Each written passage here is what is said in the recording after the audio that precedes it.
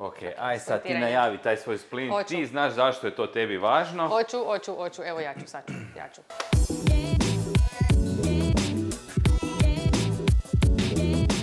Glavna funkcija zuba je žvakanje i kad ne možete dobro žvakat, onda niste s tim zadovoljni i mi vam često počnemo nuditi protetska rješenja. Što znači da zube nekako obučemo, ali dio te funkcije je da su zubi spojeni. Znači moramo ih brusiti za mostove, krunice, svašta nešto raditi, što je komplicirano i dugotrajno i košta, ali onda kao imate čvrstoću prilikom žvakanja. Hvala Bogu, pa danas ipak imamo i još neke alternative. Ovo je naravno sužena indikacija, ne možemo sve probleme riješiti s tim, ali možemo si pomoći nekada kad neke zube želimo povezati. A to zovemo splintiranje ili šiniranje zuba, kako već koji izraz ko koristi. Radi se o jako dobro upotrebljenim staklenim vlaknima koja su umočena u organsku smolu, odnosno u kompozitne nekakve, ajmo reći, smole. Kompoziti su materijali koje mi koristimo za ispune, one bijele ispune ustima. Pa kad povežemo te smole sa staklenim vlaknima, dobivamo proizvode koji nam mogu pomoći u povezivanju i stabilizaciji zuba bez da idemo u protetiku, bez da se ide u laboratorij, bez da se rade baš cijeli novi zubi. Jasno vam je da nešto rađeno u ustima ne može biti potpuno usporedivo sa protetskim nadomjeskom proizvedenim za vas u metalu, keramici, cirkonu, ali u nekim trenucima, indikacijama nam može puno pomoći. Znači, ako dobro kužim, ti napraviš to da armiraš zube izvana. Točno to. Recimo, donji sjekutići koji su izgubili već visinu kosti i koji lagano počinju raditi. I malo jedan tu, malo tamo, dovoljno da ne žvačete više s njima, da su oni nepouzdani zubi, zapravo nisu više niti lijepi, jer je pala visina zubnog mesa i sad bi mi nešto tu s njima napravili. A zubi nisu dovoljno zapravo niti dobri, niti vrijedni, niti široki da tu stavljamo protetski rad koji je ozbiljan, a ti zubići su nam onak, nismo baš sigurni koliko godina ćemo ih još zadržati u ustima. Znači to je recimo prva moja misao, jel su mi ovi zubi vrijedni protetskog rada, odnosno investicije i truda i posla, pa ako nisu, imam splint. Što napravimo?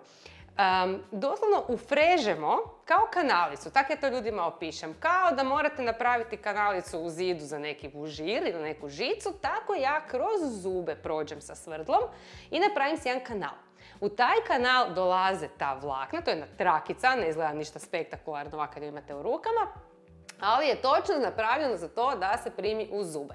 I sve se zatvori materijalom za ispune, znači imate kao ispun koji se proteže kroz nekoliko zuba, ali je unutra armiran. Kao i beton sa željezom, tako je i ovdje kompozit sa staklenim vlaknima, znači zubi su armirani, povezani, to ako je pravilno dobro napravljeno, drži, stoji i sve je ok. Mora biti jako uredno, to je stvarno vrlo delikatan posao, da ti svi rubovi budu zatvoreni, da to se bude zapolirano, da možete dobro čistiti ispod. No, genijalan je štos kad se ljudi dignu i kao, Isuse Bože, ti zubi su sad tu, ne idu nigdje, ja stvarno sad mogu zagristi u jabuku. Da, možete. I to je zato jako dobro rješenje.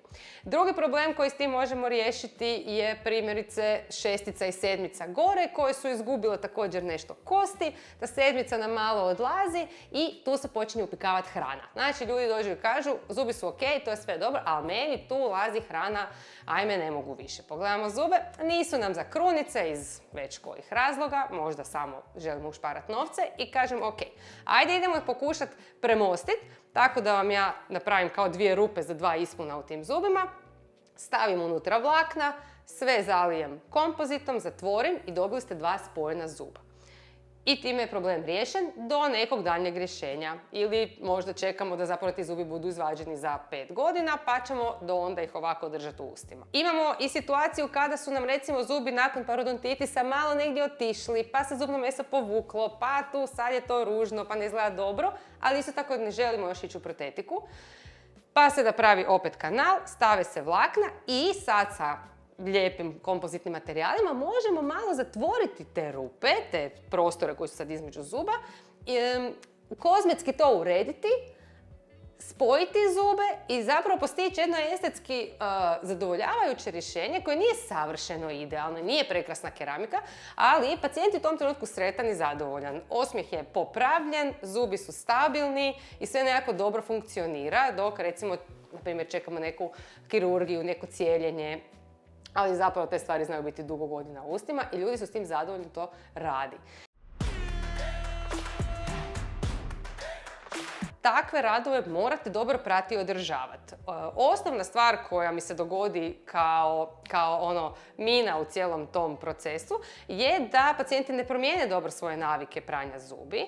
Zubi su sada stabilni, malo na to zaborave i ne četkaju mi dovoljno. Znači ove prostore, ove girlande koje smo mi napravili, morate mi to dobro održavati, četkati sa interdentalnima i dolaziti, jer inače zub se upali, zubno meso oko njega i zub nam propadne. Onda imate povezani zub koji zapravo visi i tu je samo postao uzročnik nove upale. Dakle, ovo nikako nije rješenje da sad vi na to više ne morate misliti. To i dalje zahtijeva vrlo detaljno čišćenje. I doktor koji napravi splint vam mora pokazati kako ćete to sad održavati. Jasno, konac tu više ne prolazi, mora se ići interdentalnim četkicama. Splintiranje zuba je jedno odlično rješenje.